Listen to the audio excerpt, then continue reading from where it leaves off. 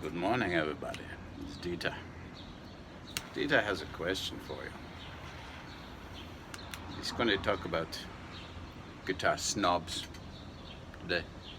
And trust me, they're everywhere. In fact, you might even be a guitar snob and not even know it. Hmm? So, do you know any guitar snobs? I do. Of course, I like to tell stories, so this is another guitar story about guitar snobs. So, about 16, 18 years ago, I wanted to get my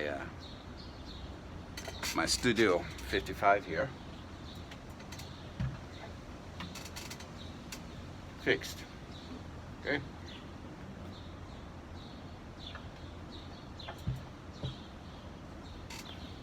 It was an old guitar. The neck was a bit worn out. The frets were down to the wood, and I had reset the neck myself. I know a little bit about lutherie, so I glued it and made it a set neck. I put some shims in there, made sure the angle was right, so it wouldn't affect the action too much, and bam, it was good. In fact, once I had it all fixed out, even the belly, slight belly thing that it was developing near the bridge, now it's gone. So you can teach an old dog new tricks, Dita, and even an old guitar. I've just noticed, but maybe it's because the neck was set properly and the string tension over the years that I've had it fixed. The belly, there's no more bow in the belly. It actually took me by surprise. I thought it was still there. I just noticed the other day. Wait a minute, it's gone. So, guitar snub. So at the time, I didn't want to tackle refretting. I've never done a refret. So at the time, the good place where all the snobs go to, they always go to the good places. The Beverly Hills of guitar shops in Toronto, the area where I lived, didn't live in Hamilton at the time, was the 12th fret. Had a good reputation. So I thought. So I go in there, and their service department's upstairs. So I go in there. There's this long-haired guy. Really thinks he's really cool. I actually saw him. He used to work at a rival guitar shop. So I go, oh, okay, this guy. I've always thought he was a bit of an asshole. Anyway, I take my guitar out, and it still had the Norman logo silkscreen on the headstock. And I'm about, he's behind the counter. I'm still about 4 feet away from him. And I said, I'd like to get this this guitar refretted, and I want an estimate. And he goes, that's a plywood top guitar. It's not worth fixing. I said, excuse me? I said, it's a plywood top guitar, it's not worth fixing. I said, I didn't ask your opinion on whether it was worth fixing, and I didn't ask if it was a plywood top. For your information, it's not a fucking plywood top, okay? I said, I want a quote on a job.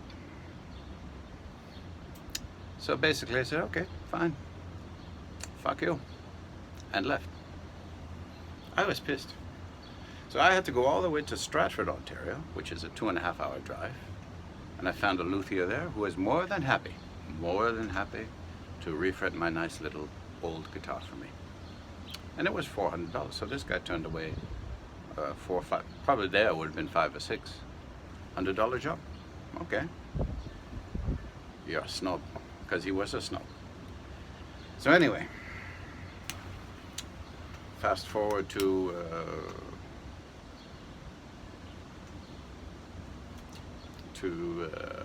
a little later. I was starting to get back into playing. So a little later, I wanted a nice electric guitar. Now, I saw Sass Jordan Band play at a Canada Day thing in Oakville, where I used to teach and live. I think at the time this happened, I was living in Oakville. So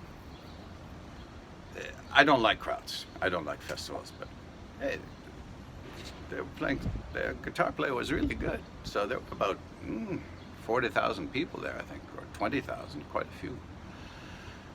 Canada Day up here for my American friends, and those of you in Europe, it's like our 4th of July, big holiday.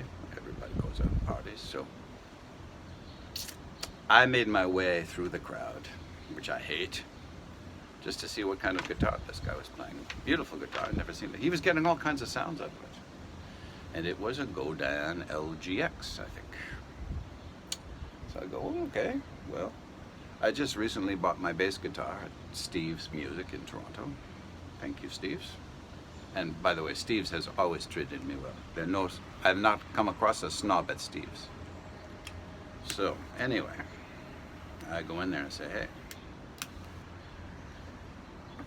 Sass Jordan's guitar player, this beautiful guitar, chocolate honey brown, beautiful guitar. Oh yeah, they go, that's a Godin LGX. I said, do you have them? Yeah. So I looked, and they only had a black one, an LGXT in black, and they had an LGX in really nice, actually. Not a big fan of this, but it was like a fluorescent pink. I usually don't care about the color of the guitar. I would have bought either of them, but they weren't my first choice. I wanted, I like that kind of nice honey brown that Sass Jordan's guitar player, I don't know who his name, had, or a red one. I like red. So I said, okay, looked at the price. I said, okay, I'll get back to you. So I rode a motorcycle back in the day. I was a sport bike rider. I had a GSXR Suzuki 750, really. The time I bought it in 1989, it was the fastest 750 motorcycle in the world. Yeah. Anyway, so the reason I say that is I wear leathers, but I always take them off when I go into my top one. It was two-piece, a two-piece that looked like a one-piece, but I could always take the top off, and I always did, so I didn't scratch any guitar. So I go into the 12th fret again. This time I'm looking for a nice electric guitar. And these weren't cheap, these were $2,000. I had the money in my pocket. I was making pretty good money at the time. I was working in the film business. So, getting snobs. I took my jacket off before I even went. I said, I'm interested in this guitar. Well, could I look at it? They reluctantly took it down for me. And you know, this thing with my plywood top that's not a plywood top was still bugging me a bit. So I said, well, all right, thanks. This is the price. It's about the same as Steve's. So I went to Steve's and I bought the black one there. I had cash money in my pocket, and I would have bought that red one if they would have treated me nice, but they treated me like shit, to be honest. Okay? And I was polite to them. I'm always polite. So anyway, I bought the black one. I'm not a big fan of black guitars. Since then, I've scraped it off. I'll show you that guitar later. It looks beautiful in its natural state, naked state. So anyway, fast forward a few months or maybe a year later, I'm looking for a flamenco guitar, and they're hard to find here. Not so much now, but back then, 15 years ago, 16 years ago, they were hard to find. Good ones. They're probably easy to find in places like Spain and South America and Central America, where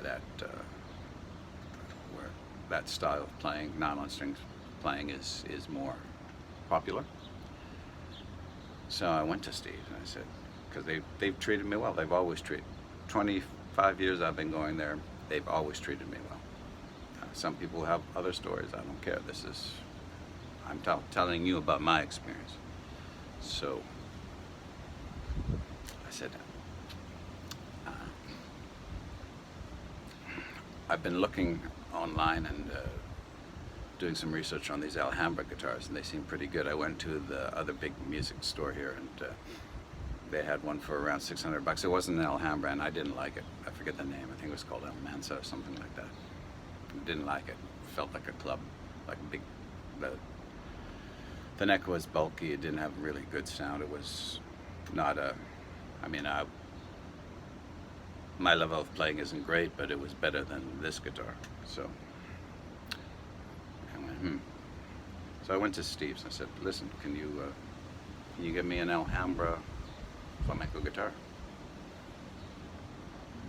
Because these are the people I ordered my classical Yamaha from a little later, or actually it was around the same time. And I had to wait 4 or 5 months for that. It had to come from Japan. And they gave me right of refusal on it. They were happy to order it for me. I just had to put a fairly sizable deposit on it, which is fair, cover their costs, I guess. So, sorry, Randy, we can't get Alhambras. We don't. There's 12th fret. Anathema to my ears. The 12th fret at the time had an exclusive Canadian distributor. I said, what? And they said, yeah. They said, yeah, you have to go. I said, oh, fuck. I have to deal with these assholes. So, I went there. And to look at some of their classical guitars. So, I didn't know this at the time, but this was one of the co-owners. Not Grant. Grant is a nice guy. We'll get to that later. I think his name was David Wren. And I'm looking at these classical guitars. And the flamenco. I noticed flamenco, but I wanted to see how they would treat me. Had my motorcycle jacket off, just a t-shirt, no buttons. And played a few of the ones hanging on the wall. And I said, could I look at your Jaime Julia model if you have one, because I heard that they were really nice, and I wanted to see what I'd never seen one. They were around at that time. They were around $4,600, and he kind of reluctantly goes, "Okay, yeah, we have one." Well, I said, "Could I see it?" Now he'd see me, play, and I was treating all the instruments respectfully. So he comes down, and he doesn't want to give it to me. He's standing like 6 feet away from me with this $4,500 guitar, and he goes, I can play something for you. So I went, okay. I said, I'm sure you're a decent player. I said, how is that going to help me decide if I want this guitar?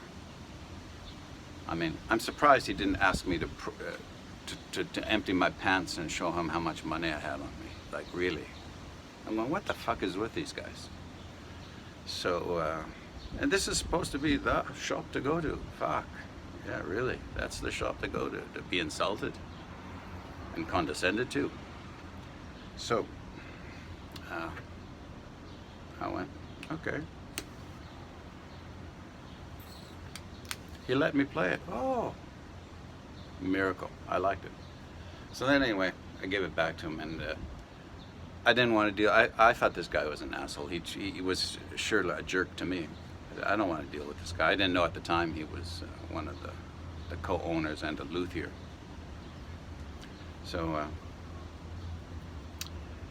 I noticed a nice flamenco on the wall though. So I said, I have to deal with these pricks if I want this guitar. So I went home, and later that day I think I said, could I speak to the owner, please? And have his name. And so the owner waited a few minutes, came to the phone. He said, hi, this is Grant. I said, are you the owner of the 12th fret? He says, yes, I'm one of the owners of the 12th fret. And they said, how can I help you? Well, I said, well,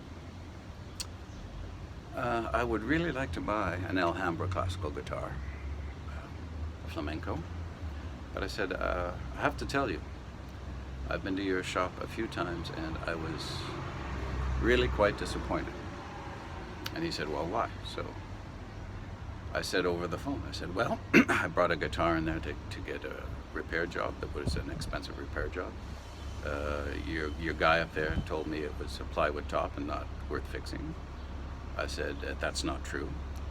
I said another time, and at that time that I went to buy the LGXT, I had the money in cash in my pocket. I was ready to throw it down, but they treated me like shit. So I went to Steve's, bought it an hour later at a rival's place. So, and I said, and I also had the money to buy that nice little red LGX you had, and I was treated rudely. They didn't use shit. I like shit. I just like the way it sounds. It's a nice sounding word, shit. Fuck this. These one-syllable words, they sound nice. So he said, well, he was nice. He said, I'm really sorry that you had those experiences here. So he says, if you come in, please call in advance and I will see you. So I did. I think next week I went in and I said, I talked to Grant. I wanted to make sure he was there, so I called. I said, is Grant in there? I got to talk to him and I said, this is Randall. I said, I'd like to come down and look at some guitars. He says, fine, come down. Took me up to his office, made me a cappuccino. We talked for about 20 minutes. And he apologized and he said, unfortunately, you know, I have a busy store. I have 20-some employees. I can't monitor them all the time, but I'm really sorry you had those experiences here. I said, oh, fine. So I went down with him, and he showed me the classicals, and it was night and day. It was the way the experience should have been in the first place. So, Grant, you recently retired. Good on you. You're a great guy, and you saved.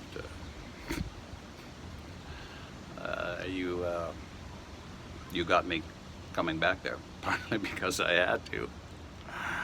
I really didn't have much choice if I wanted the guitar that I wanted, but you treated me decently. So anyway, he was great to deal with, and I mean, since then, I mean, he's recently retired, and I've even brought him a couple of bottles of nice cognac. He likes cognac because he treated me well. But what I'm saying, are you a snob? Do you know some snobs? Because what the fuck is with you guys? So he had 2 snobs that worked there that cost him $4,000 worth of business, and if I could have gotten an Alhambra somewhere else, it would have cost him $8,000, $9,000, $10,000 worth of business. So just thought I'd put that out there. So if you know any snobs, I see them with their little snobbish comments all the time on guitar pages. I check them out. So I know you're out there, and all I have to say to you is, you know, the thing with assholes is everybody's got one, but I think snobs might have 2. Anyway, Wiedersehen. Have a good day.